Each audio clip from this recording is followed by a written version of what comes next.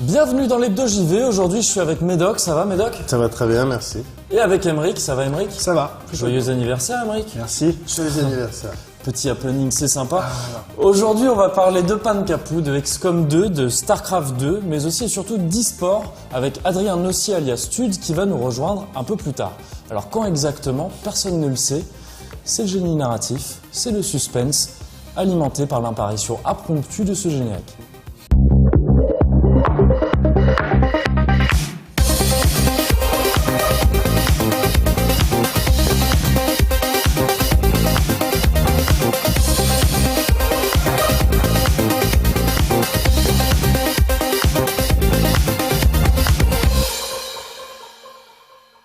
Pas de suspense en revanche concernant l'actu de la semaine qu'on traite toujours en début d'émission et qu'on commence toujours par toi, Emeric. De quoi tu vas nous parler aujourd'hui? Ne le dis pas tout de suite. Parce que je vais quand même en fait insérer un peu de suspense dans cette brève en ne disant pas de quel jeu tu vas parler. On va d'abord en regarder le trailer. Trailer de Pankapoo. Jaharel, are you all right? It's nothing, sweetie. Just a bad dream because of the storm. Come here. When I was your age, my grandmother used to tell me a story that kept nightmares away. This tale takes place in the world of dreams known as Omnia.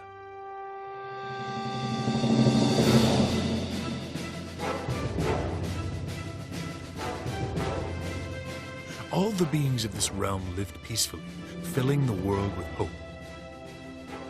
Alas, one gloomy day, a horde of creatures passed through the veil, the plane which separates this world from the world of nightmares.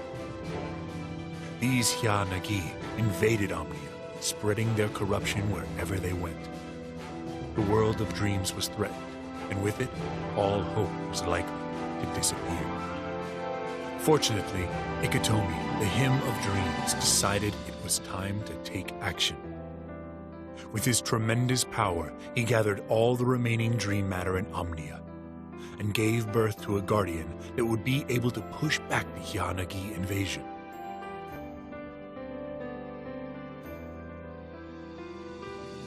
His name was Pankapoo, the Dreamkeeper.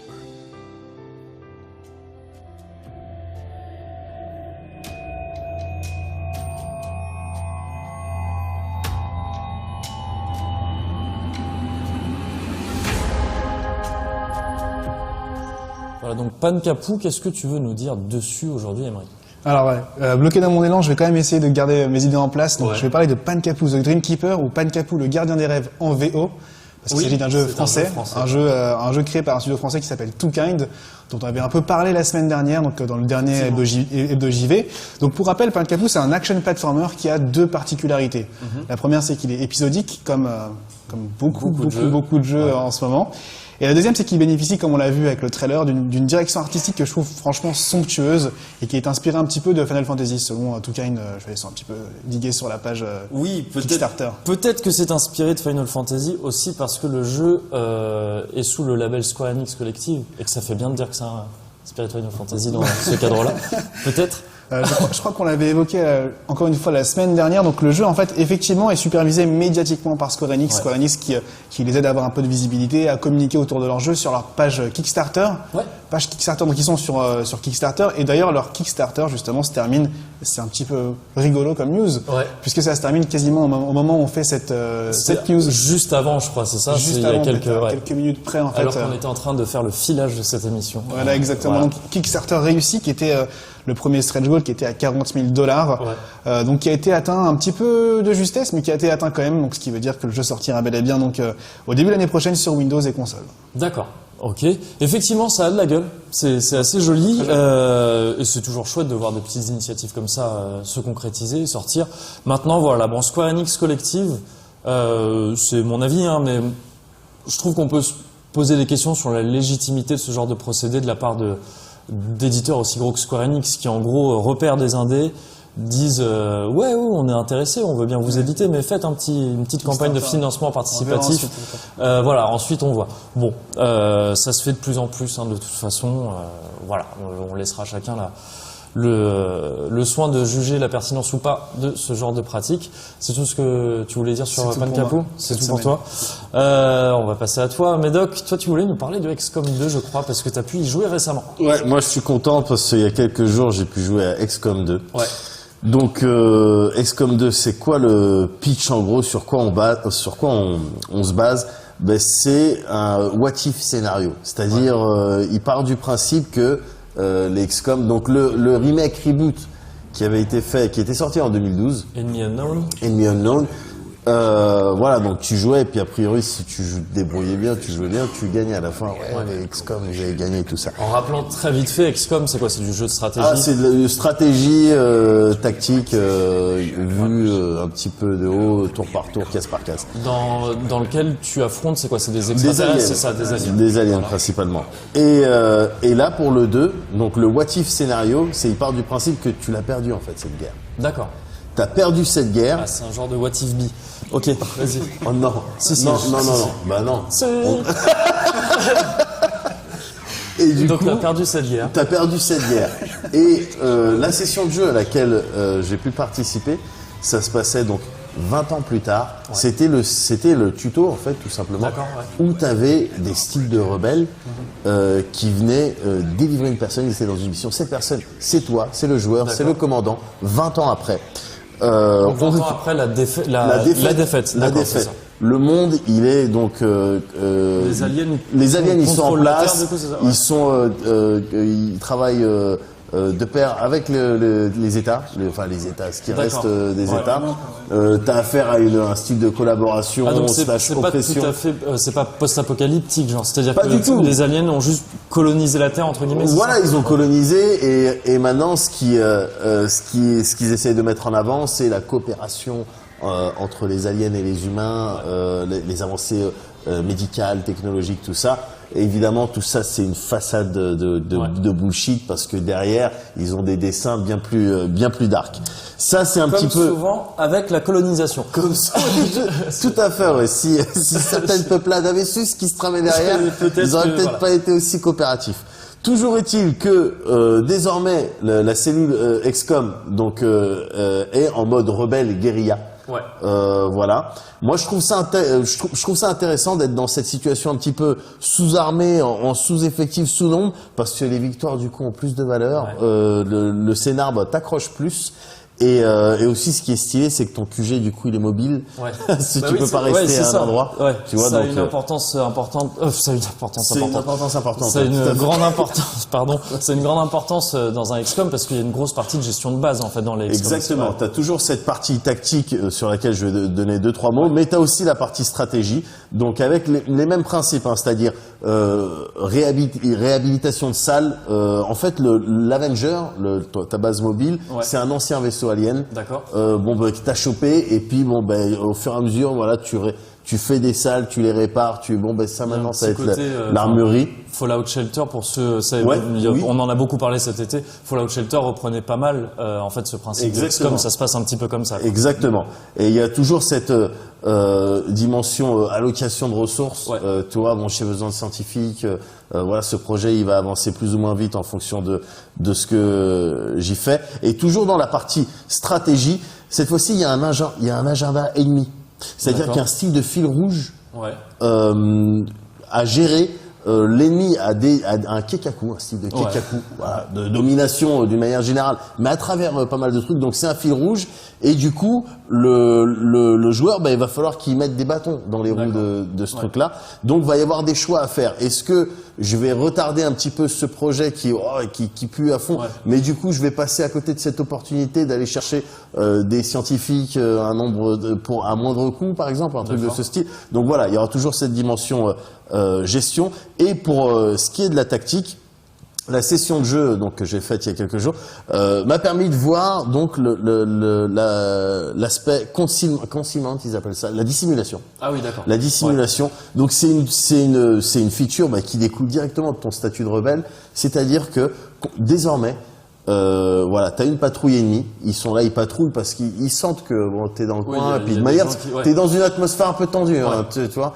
Et donc ils patrouillent, donc toi tu peux voir un peu leur pattern et leur champ de vision. De là, avec ta team, bah, tu peux placer tes gens.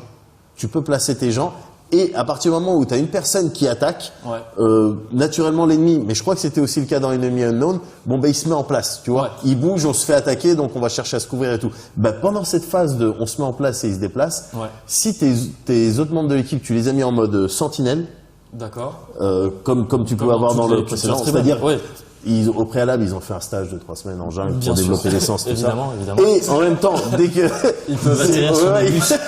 Si quelqu'un bouge, si quelqu'un bouge, ça canarde. Sauf que là, c'est un petit peu plus intelligent. Avant, quand t'avais tes membres en mode sentinelle et que les gens bougeaient, tout le monde canardait, tu vois. Et du coup, bon, bah, t'avais un petit peu des points d'action et des modes sentinelles gâchés. Là, ils font ça intelligemment. C'est-à-dire, ils regardent qui est le mieux placé, qui va faire le plus de dégâts. Et c'est un par un. Ça reste géré automatiquement. Ça reste géré automatiquement. Mais de manière plus fine. Mais c'est plus malin. Ça permet de pas gâcher des modes sentinelles à droite à gauche. Donc ça se gâchait un seul par tour. T'avais un mode sentinelle par tour dans le précédent, c'est ça? Non, dans le précédent, quand ça se déplaçait, ben, tout le monde canardait en même temps. Tu vois. Tout le monde. Alors ça aurait pu suffire. Un aurait pu suffire. Là, il gère un par un et en fonction des meilleures chances d'infliger le maximum de dégâts. Donc c'est un petit peu plus intelligent. Donc voilà, il y a plein d'autres features, mais heureusement, on va pouvoir voir ça un petit peu plus en détail dans le prochain Classé 18+. On a eu la chance de rencontrer Pete Murray, donc un producteur associé et marketing manager chez Firaxis, donc la boîte de développement. Et donc, on lui a posé quelques questions à la suite de cette session de jeu. Et on en reparle dans le prochain Classé 18+, effectivement. Vas-y, pour terminer, évidemment, je suis chaud, je suis pas le seul. Ça sort le 5 février sur ordinateur. Uniquement pour commencer. 0 date sur console, mais très honnêtement, je pense que de leur côté, ça doit être plus qu'envisagé, parce qu'autrement, je comprends plus. On peut espérer le précédent avait fini par sortir sur console, et avait pas cartonné sur console, mais ça avait marché, Il y avait marché, il y a un nom XCOM, c'est sexy. Ce serait effectivement très sympa de le voir arriver sur console aussi. Très bien, merci. Moi, je vais parler de Jason Love. Est-ce que vous connaissez Jason Love? Non, mais son nom est cool. Son nom est extrêmement stylé. Jason Love, on le connaît un peu plus sur le net sous le pseudonyme de Man vs Game, ou de Game tout court en fait, parce que Man vs Game, c'est le nom de son émission entre guillemets sur Twitch, parce que c'est un caster. C'est un caster assez réputé, parce qu'il a quand même plus de 417 000 followers, tu vois, ça marche plutôt bien. C'est un petit peu plus que toi, c'est vrai. Et à peine plus que nos lives, du coup. Les soirs de 101%. Il a commencé à caster sur Justin TV à l'époque, donc ça date un petit peu. Et il s'est professionnalisé en 2013, ça date un petit peu. Et là, on va voir une vidéo de ce monsieur. Et vous allez me dire si vous remarquez quelque chose en le voyant. A priori, non. Normalement, non. Il est très sympathique au demeurant. Il y a de fortes chances que sur cette vidéo, cette personne soit complètement chez père. C'est-à-dire sous l'influence de divers produits plus ou moins légaux et surtout dangereux, des drogues, on parle de drogue. Parce qu'en fait, cette personne a récemment fait un long cast de plusieurs heures, je crois 4 ou 5. Il a joué aussi pendant, c'était un cast comme il en fait beaucoup. Mais il a choisi cette occasion pour révéler en fait le fait que depuis, c'est ses mots à lui, depuis un an, un peu plus d'1 an, à chaque fois qu'on l'a vu sur Twitch, à l'antenne entre guillemets, il était sous-produit. Il était il parle de speed, en fait, il parle d'amphétamine en gros, y compris de l'Adderall. Ce médicament, en fait, c'est du médicament, c'est prescrit de manière médicale aux États-Unis, mais c'est surtout utilisé par les étudiants. On entend beaucoup parler dans ce milieu-là. C'est des amphetamines pour tenir le coup, tout simplement, quand pour les examens ou ce genre de choses. Le stress des examens. Qui te barbouille à l'intérieur. Bien sûr, je connais. Donc voilà. Mais il ne prend pas que ça. Il a dit qu'à un moment donné, il est arrivé à un point où il prenait tout ce qui pouvait lui tomber sous la main. Et c'est évidemment grave. C'est très très grave. Il a choisi de le dire là, mais en fait, c'est plus exactement, c'est une de ses connaissances, un ami à lui, qu'il a révélé sur Twitter, si je me trompe pas, parce qu'il s'inquiétait pour lui, tout simplement, parce que ça avait pris des proportions beaucoup trop graves. Parce que comme le dit donc Jason Love, ça a commencé par un petit cachet comme tu peux prendre un café au début pour tenir un petit peu, voilà, c'est ça, jusqu'à devenir, un truc indispensable pour lui quand il caste. Et quand il caste, on parle de durée, mais hallucinante. C'est-à-dire que son son record, son triste record, parce qu'il en parle lui-même comme du fond en fait, hein, il en est pas fier, c'est 82 heures d'affilée pour la sortie de Batman Arkham Knight. 82 heures d'affilée. Ah, c'est extrême. On ne tient, un être humain n'est pas conçu pour rester 82 heures d'affilée. Il y a des gens qui sont morts, mais je crois il y a ces histoires de Coréens qui ont scotché pendant 3 jours, 2 jours et demi ou 3 jours sur des jeux et qui sont morts derrière. Donc évidemment. Alors là, 82 heures, je t'avoue que j'ai pas su. Arrêt cardiaque, Mais tu le sens pas arriver le truc? Enfin, genre, je suis fatigué. Non, je vais continuer quand même à Batman. Mais bon, c'est comme ça qu'on est foutu, hein. On dort pas pour rien. Enfin, tu vois, tout ça, il y a un système, enfin, tu vois, qui est plutôt bien foutu. Donc 82 heures, je ne les ai pas regardées entières. Je ne saurais vous dire s'il a un petit peu roupillé dedans. On sait qu'il s'est déjà endormi en plein stream. Parce que 82 heures, donc, c'est l'extrême, c'est le plus qu'il a pu faire, mais régulièrement, il fait des trucs de plus de 12 heures, 24 heures d'affilée. Et c'est un rythme qui est complètement inhumain. C'est inhumain. Et donc, en fait, je trouve ça, d'une part, courageux de sa part. C'est pour ça que je tiens à en parler. Je trouve ça courageux de sa part d'avoir expliqué tout ça longuement. Bon, il l'a pas révélé, quelqu'un l'avait fait à sa place. Mais il a pas essayé d'étouffer ça ou de le mettre de côté. Il a choisi d'en parler longuement. C'est assez didactique presque parce qu'il explique longuement ce qui l'a amené à atteindre dans cette situation en fait. Évidemment, il parle de dépression aussi parce que c'était au fond du trou quand t'es dans ce genre de situation. Il parle aussi pas mal du rapport avec le public, c'est-à-dire ces gens qui, quand t'es présent sur Twitch, tout ça, ont l'impression de te connaître, ont l'impression que t'es leur ami, tout ça, alors que c'est pas le cas. Lui, il dit que malgré ce qu'on peut supposer, compte tenu du métier, il est très discret comme personne de base, tout ça. Donc, c'est assez intéressant à voir. C'est pas forcément distrayant pour le coup, mais c'est important et c'est intéressant parce que je pense qu'il est loin d'être le seul dans ce cas-là.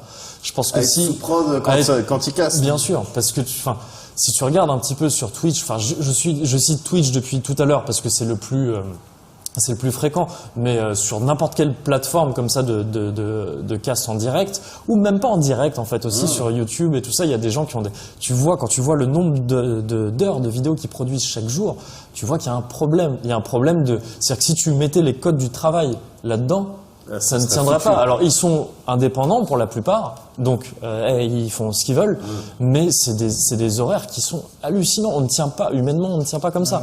Et on a du mal à considérer ça. Enfin, on a tendance à avoir du mal à considérer ça comme un travail, mais c'en est un. C'est leur activité professionnelle. Les activités professionnelles sont souvent soumises à des règles qui, je pense, ne sont pas forcément tout à fait respectées dans ce domaine-là, et ça implique des dangers comme ça quand, pour tenir, les gens doivent prendre ce genre de produit. Voilà. Donc, je pense que c'est bien d'en parler un petit peu, et c'est bien que cette personne l'ait fait, même si malheureusement c'est pas très bien pour lui, parce qu'il va devoir s'en remettre maintenant, le garçon, et c'est pas forcément gagné, c'est pas forcément évident. Voilà. On va maintenant passer à StarCraft 2, un jeu auquel les gens peuvent beaucoup jouer aussi et peut-être prendre quelques petits produits pour tenir.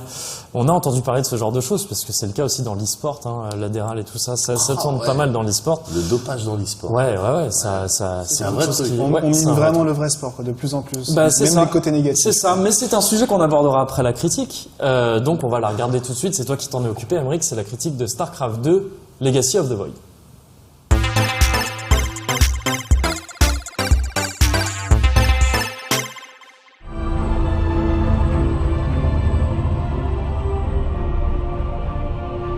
Sixpool, Roach Rush, Micromanagement, Trade Base, ZVZ, 200 APM. Si ce jargon vous est familier, il y a de fortes chances que vous soyez un adepte du RTS futuriste de Blizzard, ou au moins un spectateur occasionnel de ces compétitions, décrites et décryptées en live depuis maintenant quelques années par une nouvelle garde de commentateurs sportifs. Si par contre vous n'avez rien compris à tous ces termes techniques, c'est sans doute parce que vous n'avez jamais touché à un StarCraft de votre vie. C'est pas très grave, c'est rattrapable, et puis d'ailleurs, c'était un peu mon cas avant la sortie de Legacy of the Void. Et puisse la lumière du Khala nous guider. À No Life, on a tendance à penser que la beauté d'une performance, sportive ou e-sportive, est universelle. Et StarCraft, à l'instar d'un Street Fighter, d'un League of Legends ou d'un Counter-Strike, fait partie de ces jeux dont même un non-expert, un gros noob, peut apprécier le spectacle avec fascination. En effet, pas besoin d'être né avec un stick arcade entre les mains pour saisir que le sang-froid d'Umehara Daigo lors du fameux Evo Moment 37 est exceptionnel. Et pas la peine d'être classé grand maître sur StarCraft pour être ébahi par la dextérité, la réactivité et la créativité d'un expert de StarCraft 1 et 2 au cours d'une partie, même quelconque. Sauf que s'extasier devant la performance d'un joueur pro, rompu à la guerre virtuelle depuis plusieurs années déjà, est une chose. Tenter de singer ses tactiques pour tenter de valoir quelque chose en ligne, en est une autre. Non, sérieux, StarCraft, c'est chaud.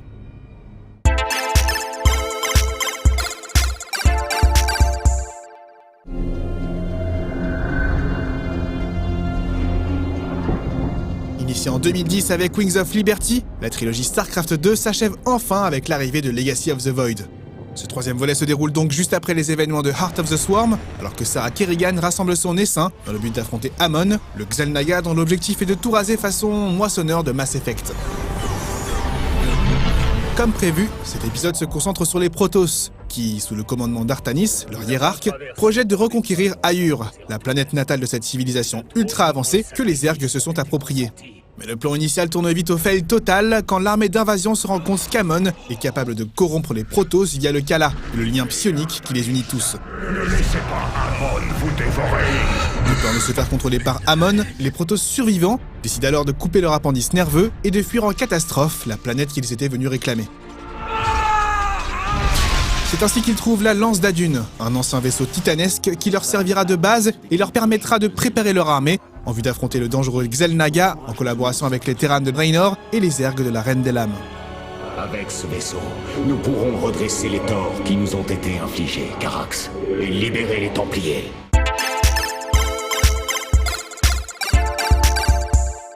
Nous avançons en secret. Longue d'une dizaine d'heures, la campagne solo propose une vingtaine de missions originales et reste, une fois encore, un bon moyen de débuter dans StarCraft ou d'apprendre à maîtriser les Protoss et leurs nouvelles unités. À l'instar de Wings of Liberty et Heart of the Swarm, Legacy of the Void propose au joueur d'étoffer son arsenal et de personnaliser son armée entre deux missions. Une fois à bord de la Lance d'Adune, il est en effet possible de changer la nature de ses unités et de transformer, par exemple, un tracker en dragon, d'apprendre aux zélotes d'étourdir les ennemis après leur charge ou d'être capable d'effectuer des dégâts de zone. Bref, de conférer diverses compétences offensives ou défensives à ces unités de manière non définitive, puisqu'il est possible à tout moment de revenir en arrière et d'essayer d'autres combinaisons. Précisons cependant que ces recrues améliorées et clairement surpuissantes ne sont évidemment pas disponibles dans le mode multi. Celui-ci se voit toutefois pourvu de 6 nouvelles unités, soit 2 par race. Les Protoss par exemple peuvent désormais transférer des adeptes, des guerrières capables de lancer des clones holographiques avant de se téléporter à leur emplacement quelques secondes plus tard. Ainsi que des disrupteurs, des unités capables de faire exploser des boules d'énergie à grande zone d'effet sur des groupes d'ennemis. Les Terrans, de leur côté, peuvent produire des cyclones, des machines dont la principale utilité est de pouvoir tirer sur un ennemi tout en marchant, ou des croiseurs, des unités volantes équipées d'un canon anti-blindage. Les Zergs, quant à eux, ont bien sûr droit à leur lot de créatures dégueu, à l'image du saccageur, une évolution du cafard capable de cracher de la bile, et du rôdeur, une variation de l'hydralisque qui effectue son retour. En plus de ces nouvelles unités, potentiellement très impactantes sur l'équilibre du jeu, même s'il est encore trop tôt pour savoir dans quelle mesure elles le bouleverseront, Blizzard a procédé à quelques ajustements en modifiant les propriétés de certaines unités et en doublant le nombre de récolteurs présents au début de la partie. De 6, il passe ainsi à 12, ce qui implique de grands changements en termes de rythme et évidemment de stratégie, puisque certains bâtiments et unités peuvent désormais s'obtenir plus rapidement. Créer plus de dominants. Enfin, outre ces unités et ces changements, de nouveaux modes font leur apparition. L'un est assez anecdotique et permet d'effectuer des missions en coopération avec un ami, tandis que l'autre, intitulé Archonte, propose à 2 joueurs de contrôler une seule et même armée. Un excellent moyen d'avoir l'impression d'être dans la tête d'un joueur pro, capable simultanément de produire des unités en flux continu, tout en attaquant la base adverse et en microgérant les capacités de ses soldats.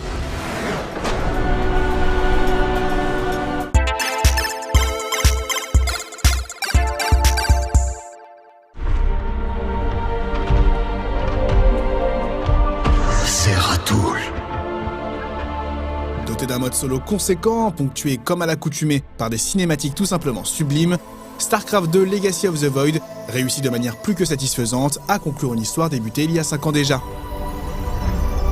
Pardonnez-moi. Généreux et toujours aussi prenant, ce 3e volet est sans surprise indispensable pour ceux qui ont commencé la trilogie, mais n'oublie toutefois pas les éventuels nouveaux joueurs et leur permet, via une série de tutoriels et une campagne à la difficulté très progressive, d'apprendre assez rapidement les bases. Enfin, on parle des bases basiquement basiques, puisque rattraper plus de 15 ans de StarCraft ne se fait évidemment pas en quelques jours. De toutes les productions récentes de Blizzard, StarCraft 2 est sans doute la moins accessible.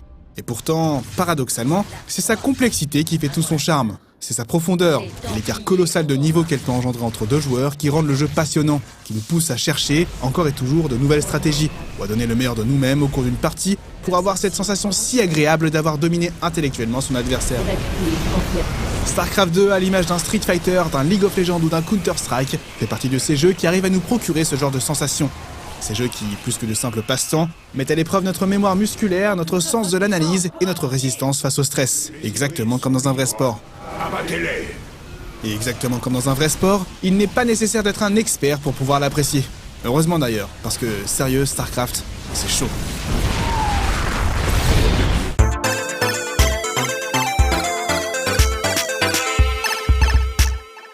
C'était la critique de StarCraft 2 Legacy of the Void et par un hasard presque troublant, c'est Tude qui nous a rejoint sur le plateau. Salut Tude. Salut. Ça va ? Ouais, super. Merci de m'avoir invité. Ben merci à toi d'être venu. Alors déjà, est-ce que je t'appelle Tude, est-ce que je t'appelle Adrien ou même Patrick si tu veux, je sais pas, dis-moi. Patrick, si tu veux, vas-y. Qu'est-ce que tu préfères, Non, Patrick? vas-y, Tude, c'est bien. Tude, Adrien, les deux, ça me va. Ouais. D'accord, ok. Donc, je pense que la plupart des gens qui nous regardent te connaissent déjà, mais on va quand même rappeler au cas où que, en gros, tu t'es fait connaître sur Internet avec ton frère, Alexandre, dont le pseudo est Ponf, Ouais. Ponf Études. Vous avez commencé à faire des vidéos de commentaires de parties de StarCraft 2 vers 2010. Vers juin 2010, c'est ça? C'est ça, ouais. L'ouverture, c'est l'ouverture de la chaîne YouTube, en fait, Ponf Ouais. Études. Ça ressemblait un petit peu à ça. On va regarder un extrait rapidement. Bonjour à tous, ici Ponfétude, ça va bien Tude? Ouais, ça va. Aujourd'hui on va commenter une partie de la Black Dragon League, la Ligue du Dragon Noir, une ligue qui est un nom plutôt stylé. On a Roxkis Abwehr, donc le clan Roxkis, un clan russe. Un joueur qui rocks. Un joueur qui rocks. Et qui est russe aussi, puisqu'il est russe. Et qui va jouer... Elle est pas mal celle-là. Hein. Elle était bonne, effectivement, et du coup, ça a cartonné assez vite. Et vous vous retrouvez fin 2011 déjà, en fait, première chaîne de YouTube en termes de vues. Fin 2010, Fin 2010, pardon, oui, effectivement. Ouais, fin 2010, la chaîne la plus vue de YouTube. Du YouTube français ou de YouTube? De YouTube français, francophone. Ok. Et c'est vrai que au début on faisait ça juste pour triper. Notre but c'était pas de faire des vues, honnêtement, c'était de publier des vidéos et en fait on était à 6 chez un ami, on buvait des bières, on s'amusait, on commentait des parties, on est 6 gamers. Ouais. Et on a constaté à nos dépens que ça marchait énormément et que beaucoup de gens regardaient cette chaîne. Ouais. C'était un petit peu, si je me gourre pas, à la même période entre guillemets ou peut-être un poil après. Il y avait Ken Bogart qui s'était lancé pas très longtemps avant. Il y avait eu un peu cet essor du commentaire en fait de jeux vidéo et en particulier de jeux compétitifs et donc un peu d'e-sport. Ça a été un modèle pour nous, Ken Bogart. C'est vrai, ouais. C'est une inspiration. C'est celui qui l'a fait avant nous en France dans les jeux de combat. Ouais. D'accord. C'est un peu ce qui vous a fait dire on peut y aller. Enfin, s'il y a quelque chose à faire avec ça ou de toute façon vous aviez cette envie. C'était pour la déconne. Pour nous, c'était on voulait. On n'avait pas vraiment d'objectif avec ça. Notre seul objectif, c'était de triper entre potes et de s'amuser. Si ça faisait pas de vues, c'était vraiment pas important pour nous. D'accord. Mais bon, donc il se trouve que ça en a fait beaucoup, comme on l'a vu. Et fort de ce succès, comme on dit, vous avez monté une boîte, Altab, c'est ça, si je ne me trompe pas? Altab Production. Ouais. Altab Production, et lancé une web TV, la web TV au gaming. Donc ça, c'est un lancement en 2011. En fin 2011. Voilà, fin 2011. Et donc vous, sur cette web TV, vous abordez l'e-sport de manière assez générale. Il y a de la baston, il y a du StarCraft évidemment. Il y a un peu de tout ce qui concerne l'e-sport, j'ai l'impression. C'est ça? Alors, on essaye de toucher à tous les jeux qui représentent l'e-sport.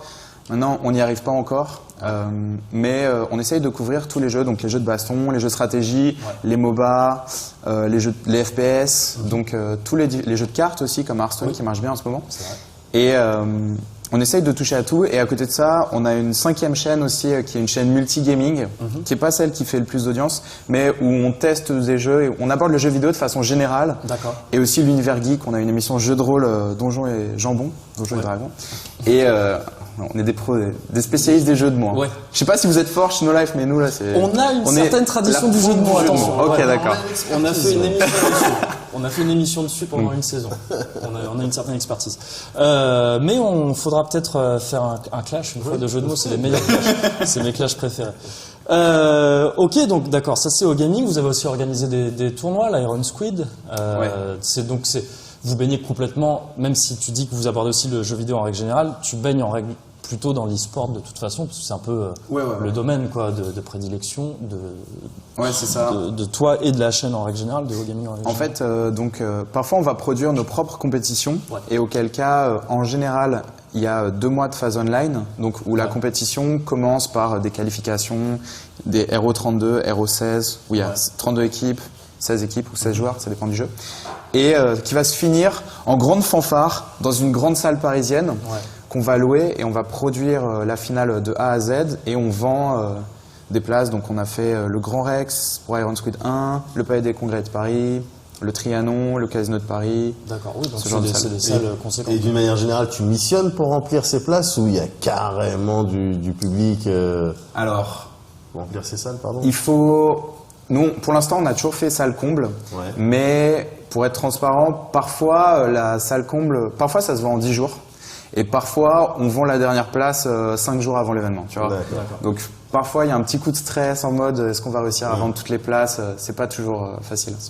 Parce que c'est assez... Disons que dans ce milieu, je pense qu'on est les plus chers. Le prix de la place est assez cher. Après, le spectacle est de qualité. Déjà, il n'y a aucun bénévole, tout le monde est payé sur l'événement. Et ensuite, on fait venir un orchestre symphonique, on va faire venir des humoristes, un groupe de métal... Enfin, on essaye de faire vraiment un show, tu vois, que ce soit pas juste une diffusion de jeux vidéo, mais un show. Et voilà, on essaye d'avoir un gage de qualité assez élevé. Ok.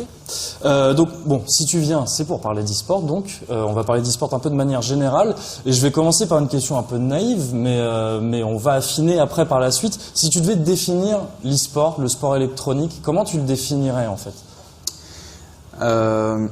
Alors pas facile. L'e-sport en fait, c'est considérer certains jeux vidéo comme des jeux compétitifs, des disciplines compétitives. Et pour moi, quasiment tous les jeux vidéo peuvent être considérés comme des disciplines. Par exemple, tu as des compétitions de Tetris. Tu peux jouer à Tetris, et je sais que dans le monde, notamment en Asie, il y a des compétitions de Tetris, et c'est intéressant de voir les meilleurs joueurs, comment ils font pour pousser le jeu vidéo dans ses derniers retranchements. Donc à mes yeux, il y a des centaines de jeux qui peuvent être abordés de façon compétitive, mais il y en a qui font plus d'audience que d'autres, qui intéressent plus de gens, on va dire.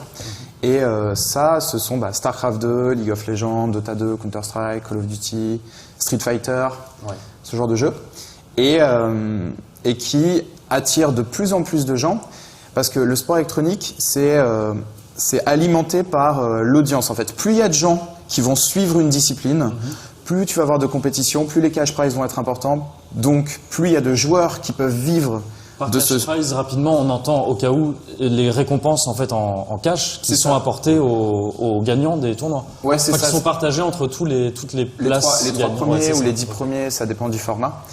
Et donc plus tu as de gens qui s'intéressent à une discipline, plus tu vas avoir tout un écosystème se créer autour de ce jeu, et ça va super loin. Genre, tu vas avoir des commentateurs qui vivent, dont je fais partie, qui vivent de commenter de ce jeu.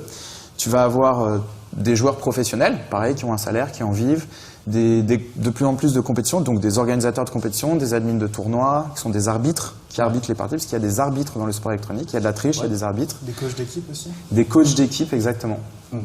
Et des médias. Donc nous, on se positionne, nous on aime tous les jeux, honnêtement, mais on se positionne, on est forcé en tant que média de se positionner vers les jeux qui font le plus d'audience. Et donc on fait des retransmissions. Là, en gros, ces jeux qui font le plus d'audience, vraiment, c'est le leader actuellement, ce serait qui? Ce serait League of Legends. Donc de Riot Games, qui est un MOBA qui doit être leader depuis 3 ans, je pense. 3 ans. Et qui s'est lancé il y a maintenant 7 ans, c'est ça, quelque chose comme 2009. Ça, 6 ou 7 ans? 2009 ou 2010, je pense que ça s'est lancé League of Legends. Et c'est devenu leader, donc on voit là des images avec les Worlds qui sont déroulés récemment, dont certaines phases se sont déroulées à Paris d'ailleurs, on avait suivi ça à l'antenne dans Skill. Donc oui, ce serait le plus gros acteur actuellement de l'e-sport, donc le public touché, comme tu disais, c'est juste que c'est le plus populaire et donc c'est celui qui marche le mieux. Le jeu le plus suivi va être le jeu qui marche le mieux. Après, il se trouve que il y a d'autres facteurs. Il y a le soutien de l'éditeur. Parfois, il y a d'autres facteurs. Tu as des dynamiques culturelles. Par exemple, en France, Dota 2 ne marche pas très bien. Alors qu'internationalement, Dota 2 est un jeu qui fait des audiences colossales. Donc, tu as des différences locales, en fait, sur tel jeu. Et c'est passionnant de voir que, par exemple, au Japon, Street Fighter, c'est énorme, et les jeux de combat, c'est énorme. En Corée, c'est les jeux de stratégie. En Europe de l'Est, c'est les FPS Counter-Strike. Alors, de voir quel pays local, donc c'est vraiment super intéressant. Ok, et donc en fait, là, les genres que je t'entends le plus souvent citer, c'est ceux que tu viens de dire, donc c'est-à-dire stratégie, FPS et baston, Le cas de la baston, il serait pas un petit peu particulier dans ce domaine-là? J'ai l'impression que ça peut-être un peu moins. Tu vois, notamment en termes de, justement, tu parlais de cash prize et tout ça. On entend parler de cash prize hallucinants pour du League of Legends ou du Dota 2. Il me semble aussi qu'il y a des très très gros cash prize pour certaines compétitions. J'ai l'impression que c'est un peu moins le cas pour le jeu de baston en règle générale. En fait, alors, ce qu'il faut comprendre, c'est que pour un jeu e-sport, il y a le nombre de personnes, il y a deux facteurs. Tu as le nombre de personnes qui jouent et le nombre de personnes qui regardent. Et il faut savoir que parfois, c'est pas du tout les mêmes ordres de grandeur. Et pour le jeu de baston, eh bien, il y a ceux qui regardent du jeu de baston, c'est principalement des gens qui y jouent. Parce que ce qui n'est pas le cas de StarCraft 2 et de League of Legends. Mais League of Legends, tu as un bassin de joueurs qui est énorme. Mais pour le jeu de baston, tu vois, moi j'y joue et il faut vraiment être un joueur de jeu de baston. Je sais pas si vous y jouez, mais je suis un petit peu un Street Fighter. Et en gros, pour comprendre les frame data, les pourquoi est-ce que ce combo est passé, pourquoi il a choisi de prendre ce risque à ce moment-là. C'est très profond, Street Fighter, mais pour comprendre, et c'est très rapide. Le commentateur, il n'a pas le temps d'expliquer, voilà, la frame data, c'est ça. Enfin, c'est super rapide. Donc en fait, les novices ont du mal à vraiment comprendre Street Fighter. Les novices, ils voient 2 barres de vie et un mec en train de tabasser un autre. C'est ça l'interprétation d'un novice. Tu dis ça, je suis d'accord avec toi, mais j'ai l'impression que StarCraft 2, par exemple, vu qu'on a vu par exemple une vidéo de Ponfetois au début, pour un novice, tu vois, quand ça commence à parler de on va partir en 6 poules sur je sais pas quoi, des termes, tu vois, mais qui sont compliqués aussi. Quand les mecs sont à 200 APM ou 300 APM. En sachant que t'as même pas ces barres de vie, justement. T'as pas ces repères de barres de vie pour dire où ça en est le match. Tu vois, ça me paraît aussi très très difficile d'accès à un profane, entre guillemets. Alors, j'ai du mal à me mettre dans la peau d'un profane. Enfin, sur le papier, t'as raison. Hein. Après, c'est quand même plus lent. Ce jargon, mais c'est plus lent quand même, Ouais, nous ça dure 10 minutes et il y a vraiment des phases où ils construisent leur économie et on peut expliquer une stratégie. Alors que tu verras pas ça dans le jeu de baston, c'est juste trop rapide, honnêtement. T'es obligé de commenter l'action. Il fait ça, il saute. Les explications de stratégie, quand on les entend, c'est vrai que c'est plus entre des matchs quand le commentateur a le temps de revenir un petit peu sur le truc, c'est vrai. Mais c'est vrai que c'est un jargon, on est conscient que c'est sur StarCraft 2, c'est un jargon assez technique et que quand tu débarques, tu comprends pas la moitié. Ça, parce qu'il y a que des mots, des anglicismes ou des abréviations de mots, un mélange anglais-français sur nos streams. C'est qu'en théorie, on devrait tout franciser, on le fait pas, on est des mauvais élèves. Mais je pense, moi, je trouve pas ça différent du rugby ou du foot, en fait. Moi, quand je regarde un match de rugby, franchement, je comprends rien. Et je pense que ça peut être... Ou du judo, tu vois, alors à telle position et tout, il a gagné 3 points, j'ai rien compris. Mais pour moi, c'est pas grave, en fait, parce que tu comprends pas, mais tu perçois que le jeu ou le sport a une profondeur, tu vois.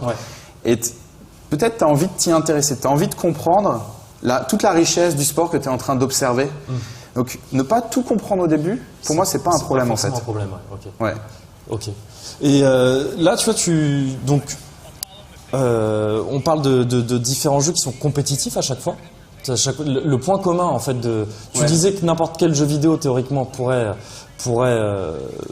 faire l'objet de sport électronique. Maintenant, j'ai l'impression que dans ceux qui marchent le plus, on parle de compétition directe, c'est-à-dire dans le sens où c'est vraiment un joueur qui se bat contre un autre, ou alors une équipe contre une autre équipe, par opposition à justement du speedrun, voilà, ou de la compétition indirecte. Tu vois, si on faisait un parallèle avec le sport, t'as le tennis d'un côté et je sais pas, je vais dire des bêtises du golf où c'est quelqu'un qui passe puis un autre et celui qui a fait mieux, l'autre a gagné.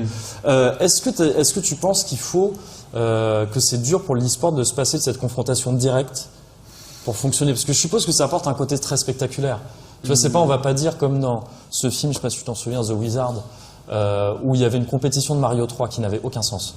où tu avais plusieurs personnes qui faisaient un niveau et on disait, ah bah lui il a plus de points, lui il a plus de points, ça n'avait aucun sens. Et accessoirement, c'était un film qui servait juste à faire la pub de Nintendo dans les années 90. Et c'est moins spectaculaire que voir deux équipes ou deux joueurs qui s'affrontent avec tu vois, des rebondissements et tout ça plus fréquents. Je pense que quand les deux joueurs jouent en même temps, peut-être que il y a plus d'enjeux dramatiques. Parce que tu sais, genre, si t'en as un qui fait son temps et tu vois que le deuxième il est en retard, peut-être tu te dis bon bah c'est perdu, il a perdu, et là tu perds ton intérêt. Alors le but quand même pour nous, pour un média, c'est on doit garder l'intérêt de la partie le plus longtemps possible, même quand on sait qu'un des deux joueurs a perdu. Parce que si le public, les gens voient ce qui se passe aussi, mais si on dit trop qu'il a perdu, il reviendra pas dans la partie, bah la partie a plus d'intérêt. Et donc il passe à autre chose, tu vois, la partie perd de l'intérêt. Et je pense que tu retrouves plus ça dans les jeux. Dans les jeux en compétition directe. En compétition directe. Et tu as aussi le côté affrontement, tu vois. Là. Les gens, ils aiment bien. Je pense que. Alors, je suis pas sûr de ce que je vais avancer, mais l'être humain aime bien le conflit, tu vois. Voir du conflit, voir de l'affrontement. Et c'est ce que tu vois souvent dans le sport, quoi. Les challengers aussi, les gens aiment bien voir des comebacks, les personnes qui sont inattendues. C'est ça. C'est qu'en fait, j'ai l'impression qu'il faut que ce soit théâtral, en fait. Il faut que ce soit théâtral, et ça m'amène à une question qui est sûrement liée à ça. À ton avis, qu'est-ce qui fait qu'un jeu prend en e-sport? C'est-à-dire, avant d'avoir ce statut de jeu très suivi et donc qui marche, qu'est-ce qui fait que un jeu prend dans le domaine précis de l'e-sport? Est-ce que ça a un rapport avec ce théâtre, justement? Est-ce qu'il faut qu'il permette ce genre de... Alors, c'est une question très vaste et très complexe, qu'on se pose souvent, que tous les éditeurs de jeux se posent en ce moment. Parce que pour eux, si leur jeu perce dans l'e-sport, c'est une garantie que leur jeu va marcher pendant 3 ans. Et ça va leur faire de la pub, il va se vendre, ça prolonge les ventes et tout. Mais, donc pourquoi est-ce qu'un jeu marche dans l'e-sport? Déjà parce qu'il est... Non, la première raison, c'est parce que beaucoup de gens y jouent et que c'est un jeu agréable et marrant. Ça, c'est fun, agréable à jouer. Agréable à voir aussi, à regarder aussi. Ouais, mais d'abord, je pense agréable à jouer. Mais agréable à voir, ça vient après, et c'est important. Hein. Mais parce que tu as des éditeurs, qu'on va pas citer, mais qui ont lancé des jeux qui étaient faits pour l'e-sport. Ils ont développé tous les outils pour que le jeu soit compétitif, mais le jeu était pas marrant à jouer. Et là, ça a été un échec, quoi. Donc, et Blizzard, tu vois, vraiment l'exemple parfait, c'est Blizzard qui pourtant est, je pense, un des modèles dans l'e-sport. Ils ont sorti StarCraft 2, StarCraft 1, Hearthstone, qui cartonne sur l'e-sport. Eux, si tu leur poses la question, ils te disent mais je sors pas un jeu pour l'e-sport, je sors un jeu pour que les gens s'amusent. Et ils t'ont dit ça sur Hearthstone, sur Overwatch. Et si dans un an, j'ai beaucoup de joueurs et je me rends compte qu'il y a un potentiel e-sport, là on se posera la question. Mais le premier objectif, c'est que le jeu soit agréable. Et après, en vrac, mais je pense qu'il y a 50 critères, mais en vrac, il faut qu'il soit agréable à regarder. Il faut que quand tu regardes, un novice comprenne instantanément quel est le rapport de force et ce qui se passe. Donc tu vas faire un mode observateur clair avec des données, des barres de vie pour les jeux de combat. Mine de rien, ça montre qui a l'avantage. Bien sûr. Il faut que tu puisses comprendre instantanément ce qui se passe. Peut-être qu'il y ait cette place un peu donc au coup de théâtre, comme on en parlait, il faut que le jeu laisse sa place à ça. Par exemple, les jeux de combat gèrent beaucoup ça de manière assez invisible, c'est-à-dire il y a ces systèmes d'ultra, des mécaniques de comeback, c'est ça, mais aussi de ces systèmes de scaling, c'est-à-dire de réduction des dégâts au fur et à mesure où tu t'approches de la fin de la barre de vie, qui rendent la partie plus tendue à la fin, ce genre de choses. Et je pense que c'est aussi des détails qui font la différence au final. Et ça m'amène à autre chose. Ça, je suis pas sûr que c'est le cas, mais les jeux en e-sport, qui sont joués de manière compétitive et avec des enjeux aussi grands, pour ces jeux-là, l'équilibrage est évidemment une question cruciale. Mais est-ce qu'il ne faudrait pas, pour que ces jeux marchent, qu'il y ait des déséquilibres? Est-ce que les déséquilibres ne sont pas nécessaires? Des déséquilibres légers, mais tu vois, dans le jeu de combat, un jeu où il n'y aurait pas de système de tier list, tu n'aurais pas non mais lui il est trop fort, lui il n'est pas assez fort. Dans le jeu de combat, j'ai l'impression que ce serait chiant en fait, un jeu de combat qui n'aurait pas ça. Je connais moins le jeu de stratégie ou le MOBA, mais je suppose que ça fait partie aussi un peu du truc. Mais en fait, tu touches un point qui est très juste. Moi, je pense qu'il y a 2 types de jeux. Il y a les jeux qui vont jouer sur les déséquilibres, comme tu dis, comme Street Fighter, Dota 2, League of Legends, et où en général, tu vas avoir un système de ban et de counter-pick. C'est-à-dire, dans League of Legends, t'as un système de veto et les deux équipes veto des personnages adverses. De draft, en gros, et après, c'est ça, ils font où un tu- draft A, BB, AA, BB, une équipe chacun son tour. Et ils vont progressivement counterpick les personnages adverses. Donc c'est pas grave s'il y a des légers déséquilibres et ça rajoute un intérêt stratégique Ouais. à la partie puisqu'il y a un draft qui est très stratégique pour un connaisseur. Le draft, on va détailler vite fait, c'est l'étape en fait où les deux équipes qui s'affrontent sélectionnent leur personnage, en l'occurrence dans League of Legends, où on en parle aussi beaucoup dans les jeux de cartes à collectionner. Le draft, c'est quand tu vas construire ton paquet de cartes sur le moment, par opposition à venir avec un paquet déjà construit. Voilà. Donc oui, et tu penses que dans ces cas-là... Pour moi, ça rajoute une dimension stratégique au jeu et les déséquilibres, c'est un moyen élégant pour un éditeur parce que équilibrer 80 persos sur League of Legends ou 50, 60 sur Street Fighter, c'est l'enfer pour un éditeur. Ouais. Genre, déjà 3 sur StarCraft 2, 3 races, c'est très très dur d'équilibrer parfaitement 3 races. Ouais. Donc StarCraft 2, ils ont choisi l'option inverse, qui est d'équilibrer parfaitement 3 races, mais tout en gardant des spécificités et des différences. Parce que si c'est les 3 mêmes races, Oui, il n'y a pas de diversité, c'est Bien pas sûr. intéressant.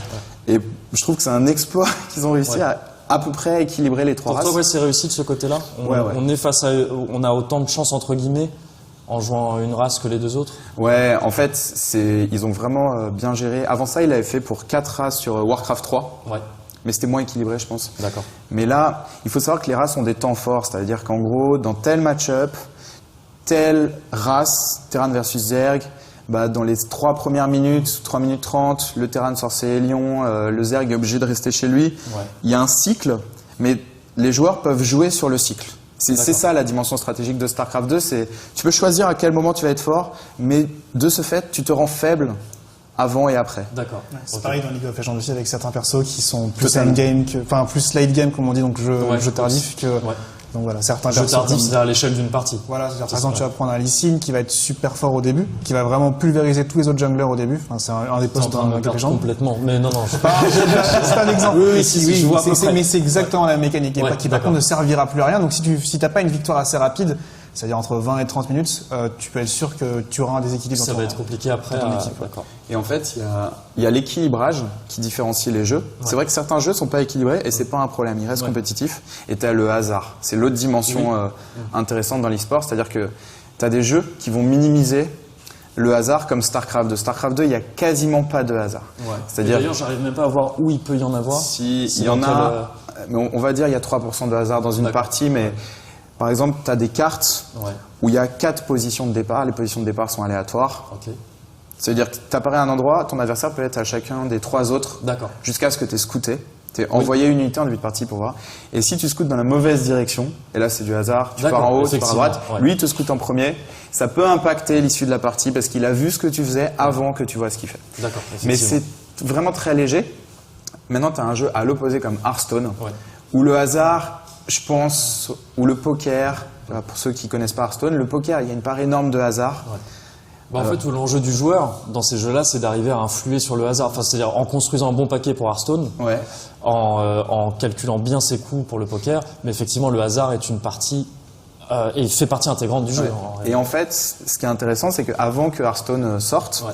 il y a 1 an et demi, tout le monde dans l'e-sport pensait que ça allait échouer à cause du hasard. Parce que le problème, c'est que le hasard peut faire perdre le meilleur joueur. C'est ça le problème. Et les puristes de l'e-sport veulent pas voir le meilleur joueur perdre. Mais en fait, on s'est rendu compte que le hasard était une bonne chose pour l'e-sport, pour 2 raisons. C'est que, il rajoute même 3 raisons. Il rajoute de la diversité aux parties. Tu pioches la bonne carte, et il rajoute un effet dramatique. Genre, il a une carte sur 10 qui va le sauver de cette situation, il la pioche, et là, tout le monde, les commentateurs hurlent, il y a un instant émotionnel qui est très très fort. C'est la carte du grâce destin au de hasard. Yu-Gi-Oh! Voilà, que tu tiens comme ça. Exodia les maudits. C'est ça. Et d'autant aussi que tout à l'heure on faisait un parallèle avec le poker, mais même s'il y a évidemment une dimension hasard massive, dans le poker, les bons joueurs, ils gagnent. Totalement. Donc, Oui, voilà. il y a bien sûr, c'est ça, c'est qu'il y a quand même cette. J'imagine que c'est la même avec Hearthstone, quoi. Bah oui, pour moi c'est ça, c'est ce côté manipulation du hasard, entre guillemets, hein, mais c'est essayer d'avoir le hasard de son côté avec des probas, il y a plein d'outils pour ça dans les jeux de cartes. à collectionner, c'est des histoires de courbes de ressources, que ce soit de la mana dans Magic ou tout ça, des trucs à gérer pour faire en sorte que ton deck soit optimisé, évidemment. Sinon, si c'était que du hasard, ce serait chiant, effectivement. Tout à l'heure, t'as dit qu'il n'était pas nécessaire, absolument nécessaire, en tous les cas, de jouer à un jeu pour apprécier, en voir des parties, commenter. Tu donnais l'exemple de StarCraft 2. Je pense que, effectivement, même si c'est un peu plus compliqué, je pense que le jeu de combat peut s'y adapter un petit peu aussi.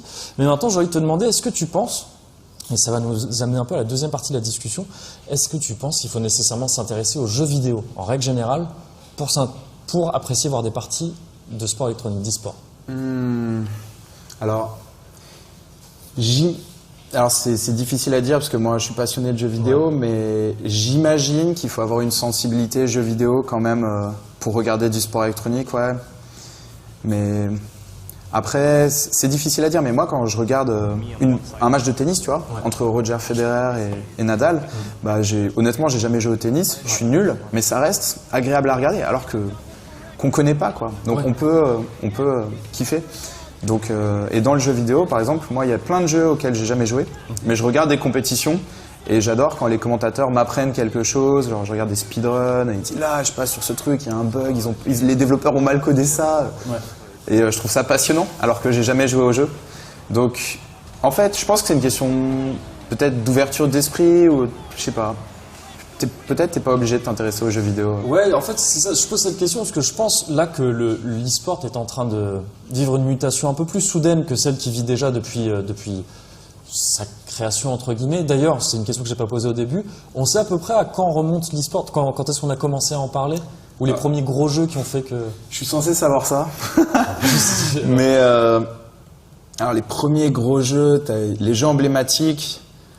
À mes yeux, ça a été Counter-Strike et Brood Wars et Quake, mais j'ai pas trop connu Quake, mais il me semble qu'il y avait de la compétition sur Quake. Donc on est sur fin 90. Ouais, c'est ça, fin 90, début 2000, c'est ça, c'est à peu près ça, si je me plante pas. Donc oui, c'est ça, l'e-sport, évidemment, depuis qu'on en parle vraiment comme, c'est pas un genre, mais comme une discipline, disons, à part entière, et évidemment en constante mutation, parce qu'il évolue, mais là j'ai l'impression que depuis quelques années, je vais pas mouiller, depuis quelques années, j'ai l'impression que cette mutation est un peu plus soudaine parce que la discipline est en train de se structurer. Tu vois, j'ai l'impression, en train de trouver, il y avait pas mal de flou, qu'il soit juridique, qu'il soit économique ou plein de choses comme ça qui sont en train d'être justement d'être moins flou. Le genre la discipline trouve ses marques. Et donc, pour moi, actuellement, tu peux, si tu veux, faire trois sphères, on va dire le jeu vidéo, le sport, d'un côté, le sport en règle générale, et l'e-sport qui pour l'instant se balade entre les deux. Tu vois, il va être plus ou moins vers l'un ou vers l'autre, selon que tu es un amateur de jeux vidéo à la base ou pas, ou que tu es du grand public. Et j'ai l'impression que pour moi, le futur de l'e-sport se situe dans le fait que cette sphère e-sport arrive à se trouver une place. Tu vois, soit vraiment du côté du sport, soit peut-être sa place à elle, qui est à part, qui est ni dans le jeu vidéo ni dans le sport. Mais moi, je suis pas certain qu'il soit très justifié de continuer à assimiler le sport très longtemps aux jeux vidéo. C'est vrai qu'il y a des différences qui commencent à apparaître. En gros, ce qu'il faut comprendre, c'est que l'e-sport a explosé au moment où sa médiatisation a explosé. C'est-à-dire, pour moi, le premier facteur, c'est l'explosion de YouTube et de Twitch et du streaming. À partir du moment où l'e-sport a été vu par des milliers de gens et où c'était facile pour n'importe qui, parce que créer sa chaîne YouTube et créer sa chaîne Twitch et streamer, franchement c'est simple. Alors que nous on a streamé avant Twitch et c'était galère, il fallait une machine de course, il y a des gens qui ont streamé en France avant nous, et t'avais 40 viewers et ça plantait et tout, et enfin c'était le parcours du combattant.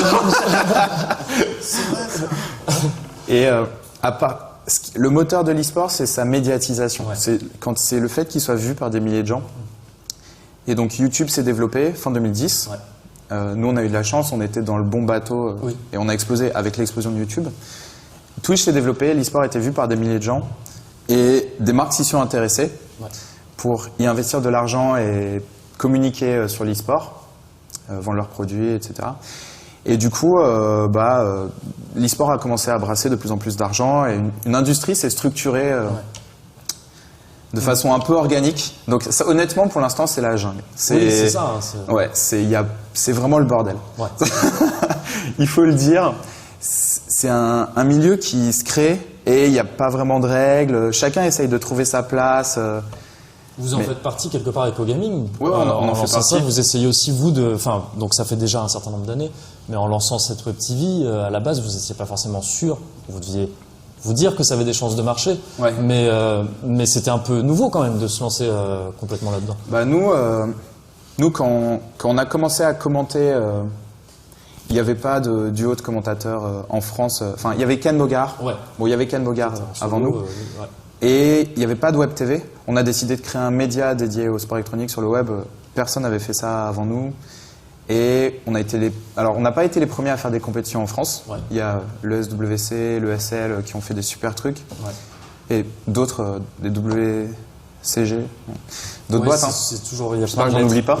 Mais on a été les premiers à le théâtraliser, à le faire venir dans des salles de spectacle et à essayer de donner une autre dimension. On a aussi été les premiers à essayer de ramener l'univers de la fête et de l'alcool. Je sais pas si c'était une bonne idée, hein, mais nos deux passions, les jeux vidéo et la fête, c'est parfait. Et guess what, ça a super bien marché. Ouais. Parce qu'en fait, les gens veulent s'amuser et on est aussi, je pense, en ce moment, il y a un changement des mentalités autour du jeu vidéo qui est, je pense, de plus en plus décomplexé. Et ça se traduit, nous on fait un événement jeu vidéo, fête, alcool, et qui se finit par une soirée avec un DJ. Ouais. Et ça cartonne, tu vois. Ouais. Parce que maintenant, c'est totalement décomplexé. J'aime les jeux vidéo et j'adore faire la fête. Et c'est un état d'esprit qui est totalement accepté. Ce qui était peut-être pas vrai il y a 5, 6, 7 ans. Quoi. Juste on précise, évidemment, avec modération. Avec modération et interdit aux mineurs. Parce qu'au bout d'un moment... Et interdit aux mineurs. Le jeu vidéo. Le jeu vidéo, bien sûr. Oui, t'as mal très dangereux. Très, très, très dangereux. Mais donc, tu vois, en fait, et ce que tu dis là, en fait, j'ai l'impression que ça le confirme un petit peu. Si je suis en train de me demander si il faudrait rapprocher l'e-sport du jeu vidéo ou du sport, c'est qu'en fait, l'e-sport, il se développe en mimant un petit peu le sport en règle générale. Tu vois, ces mécaniques de sponsors qui viennent, de même quand tu dis apporter un côté chaud à ça. Ça a été très important pour le sport. Tu vois, un match de foot. C'est bien plus que du foot. C'est de la fête dans les tribunes. C'est encore plus pour les sports américains. Et les sports américains, basketball, tout ce qui est basket, tout ça, c'est des choses qui ont été très. Je pense que c'est inspiré du sport, mais il y a des différences fondamentales. Que tu verrais où à quel niveau. Par exemple, l'importance des commentateurs, c'est-à-dire que dans le sport traditionnel, honnêtement, 9 fois sur 10 quand tu regardes un match de foot, tu sais pas qui sont les commentateurs, c'est juste des voix plus ou moins charismatiques qui t'expliquent l'action. Parfois, tu as un commentateur charismatique, genre Christian Jean-Pierre. Oui, il y a eu des figures. Je les connais pas, mais la plupart du temps, ils sont assez effacés. Dans le sport électronique, la notoriété du commentateur a un énorme impact sur la compétition. Elle est centrale. Ouais. En gros, si une compétition n'a pas un commentateur majeur, un ou plusieurs commentateurs majeurs, ça va générer beaucoup moins d'intérêt auprès du public. Même si tu ramènes, par exemple, le plus gros derby du monde avec 2 gros joueurs et tout. C'est ça. Si t'as pas le bon présentateur, d'accord. Même si t'as un line-up incroyable d'équipes, et le choix des équipes est important. Mais le choix du commentateur et des commentateurs, commentatrices. C'est une spécificité là pour le coup vraiment propre à l'e-sport parce qu'effectivement pour n'importe quel autre sport, peu importe que tu aies un Thierry, c'est cool d'avoir un Thierry Roland et un Marquet parce que ça dépend. Parce que peut y avoir des dérapages donc toi c'est cool. Mais autrement effectivement l'importance du commentateur elle est super moindre. Celle du match prime sur évidemment alors que là tu as l'air de nous dire Mais est-ce que c'est pas parce que c'est naissant justement? Est-ce que c'est pas parce que pour l'instant ça ne s'adresse qu'à une communauté assez précise, qui est très large, mais qui a ses icônes, qui trouve ses icônes dans les joueurs, mais aussi les commentateurs. Mais si ça devenait quelque chose de très grand public, peut-être que les matchs suffiraient à réunir des gens. Je suis entièrement d'accord. C'est ce qui se dit, c'est ce que la plupart des gens pensent, c'est que c'est une discipline naissante et que plus ça va grossir, plus l'importance du commentateur va s'effacer au profit de l'affiche et des équipes qui participent. Je pense que c'est ce qu'on va voir. Ouais, j'ai du mal à l'imaginer autrement, effectivement, parce que comme on l'a dit un peu plus tôt là dans l'émission, quand on parlait de coups de théâtre et de théâtre en règle générale, tout ça, c'est-à-dire le plaisir que tu reçois en tant que spectateur à regarder des parties de sport électronique, est totalement similaire à celui de regarder un match de n'importe quel sport, enfin n'importe quelle compétition sportive en réalité. On va se souvenir, je pense longtemps pour les gens qui suivent ça, de la victoire de Luffy à l'Evo 2014, donc sur n'importe quoi. SF4, donc Ultra Street Fighter 4 à l'époque. Tu vois, c'est des moments qui ressemblent énormément à ces moments de sport en fait. Enfin, tu vois, c'est un joli but. Non, mais une victoire d'un athlète français. Tu vois, vu qu'on a ce côté très chauvin dans le sport, dans les commentateurs sportifs en France. On va beaucoup plus parler des Français qu'autre chose. Moi, j'y vois vraiment les mêmes mécaniques, si tu veux, de plaisir en tant que spectateur que devant un match de sport. Ouais. Mais il faut savoir aussi que dans le sport électronique, en fait, dans le sport traditionnel, il est diffusé à la télé et il y a un cadre que la télé doit respecter, des règles qui sont vieilles de plusieurs dizaines d'années. Et donc, les commentateurs n'ont pas le droit de partir trop en couille, un fou rire c'est mal vu, tu vois, genre, il y a toute une série de règles qui, nous, et peu de gens, la plupart des gens sur Internet n'ont pas appliqué. Ouais. Donc, on laissait de la liberté d'expression au final, sur Internet. Genre, chez nous, un fou rire c'est encouragé. Si tu veux, une différence majeure, mais après, là aussi, ça dépend des pays. Mais chez nous, on encourage un fou rire entre casteurs, même si, faut pas que ça parte trop en couille. Oui, bien sûr. Mais même s'ils parlent pas de la partie pendant 3 minutes ou 4 minutes, parce que le public adore, l'audience augmente, les commentateurs se détendent, le technicien se détend, c'est positif. Ouais. Et parfois, on bosse avec des commentateurs américains. Donc, on a plateau français, plateau américain sur certains événements, et on voit que eux, c'est pas du tout les mêmes règles. C'est beaucoup plus. Eux, c'est très mal vu. Et il y a une fois, on les a vus avoir un fou rire. Et ils se sont fait engueuler, tu vois. Et c'était très grave, tu vois, d'avoir un fou rire à l'antenne. C'est-à-dire que je pense qu'il y a différentes visions et... Mais là encore, c'est peut-être aussi culturel. Sûrement, bien sûr, très certainement. Mais du coup, moi j'ai une question, parce que depuis le début, on parle de... Donc, l'e-sport... Bah non, mais tu vas voir. L'e-sport, donc, qui est un truc à part entière, ou qui se rapproche limite plus... du sport que du jeu vidéo. On parlait de coach, on parle d'équipe, de plaisir à suivre les gens, de coups de théâtre, de retournement de situation. Est-ce que vous pensez qu'à terme, à l'instar du football ou du basket ou du rugby, on aura des jeux vidéo sur des équipes d'e-sport? Ah, tu veux dire, ah oui, des jeux vidéo. Tu joueras des gens qui... En fait, tu sais que ça existe déjà. Merde. C'est vrai? Ouais. En fait, je comptais sauver nos lives. Ok. Vas-y, c'est quoi le... ça s'appelle... Alors, le domaine, dans l'e-sport, ça s'appelle Fantasy League. Des ligues fantasy. Okay, oui, d'accord. Oui. Et en fait, alors je t'avoue que je suis pas un expert de ce truc-là et j'ai jamais testé, mais tu te fais ton line-up League of Legends. Ça existe sur certains jeux, sur Hearthstone aussi. Et il y a une ligue, tu gagnes des points, tes joueurs c'est machin.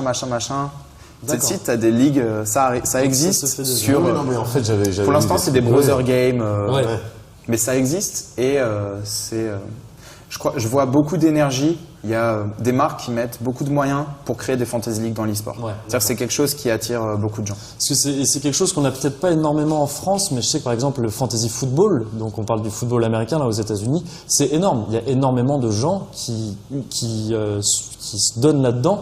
Et d'ailleurs, si on regarde des séries américaines ou des trucs comme ça, on entend très régulièrement parler de ça. C'est quelque chose de très gros et qui peut rassembler beaucoup de monde, donc c'est pas étonnant. Effectivement, de voir des marques s'y intéresser. Malheureusement, on est déjà un peu au bout de cette émission. J'aimerais, avant de l'arrêter, qu'on voit un petit peu l'avenir de l'e-sport pour toi. Quels sont les enjeux actuellement pour l'e-sport? Est-ce que tu penses qu'il faut qu'il se développe de manière parallèle parallèle aux jeux vidéo, c'est-à-dire que ça prenne vraiment son envol en tant que tel, ou pas spécialement? Alors. Là encore, c'est un vaste sujet, mais l'e-sport est lié à ce que les éditeurs veulent en faire. Parce qu'il faut savoir que les jeux appartiennent aux éditeurs. Donc, League of Legends, ça appartient à Riot Games, StarCraft 2, ça appartient à Blizzard, CSGO et Dota 2, ça appartient à Valve. Donc, le développement de l'e-sport passera, au moins en partie, par ce que les éditeurs lui permettront de devenir. D'accord. Et ils n'ont pas tous la même politique. Sans trop rentrer dans les détails. Ensuite, je pense que l'e-sport, ça brasse de plus en plus d'argent parce que de plus en plus de marques grand public s'intéressent à sa diffusion parce que les marques veulent toucher les jeunes. Et quand l'audience du sport électronique commence à devenir comparable à celle de la NBA, dans les rapports de grandeur, on devient très important, et ben t'as des marques qui souhaitent y être visibles. Ouais. Donc ça va brasser de plus en plus d'argent et ça va alimenter tout un écosystème qui va grossir. Donc je pense qu'on se dirige vers ça, mais c'est un sujet très vaste. Ouais, et j'ai l'impression que, mais là c'est ce que tu dis en fait, mais que ça va exploser, enfin ça a déjà explosé. Quand tu dis, tu vois, que c'est comparable l'audience à de la NBA, c'est fou, enfin ça veut dire ce que ça veut dire, c'est très conséquent. Mais quand justement des sponsors et tout ça, qui ne sont pas, c'est un peu ce que tu disais, qui ne sont pas dans le cadre du jeu vidéo, de la high-tech de base, se mettront à s'y intéresser vraiment, et quand des médias qui ne sont pas spécialisés s'y intéresseront aussi. C'est quelque chose qu'on commence à voir. Il y a l'équipe qui a fait un très gros dossier très récemment là sur l'e-sport. Il y a aussi ESPN, si je me gourre pas, qui a diffusé et commenté des matchs de, je ne sais plus quel était le jeu, Heroes of the Storm. Heroes of the Storm, et qui me semble, dont la politique était à l'époque de dire on diffuse ça comme n'importe quel dans une émission sportive normale, on ne fait pas une émission à part. C'est-à-dire, il y a cette espèce de reconnaissance, on admet que c'est un sport comme les autres, finalement, et c'est peut-être là-dedans, je pense que...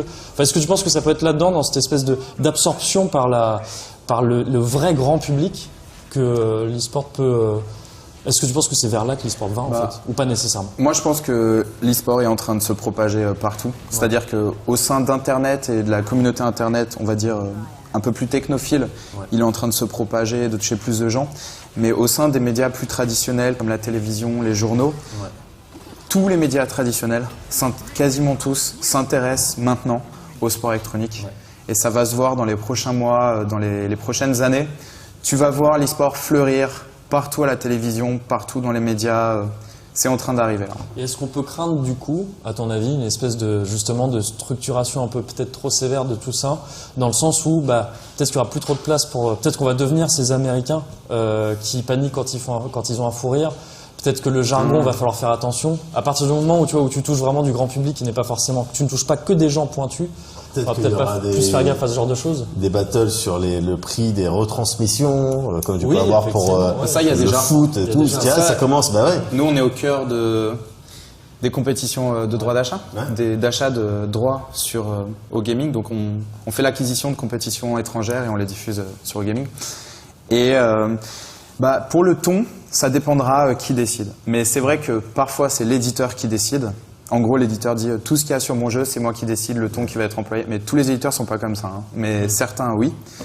Et si c'est des groupes médias télé qui rachètent toutes les diffusions et qui ont cette politique, ça deviendra comme ça.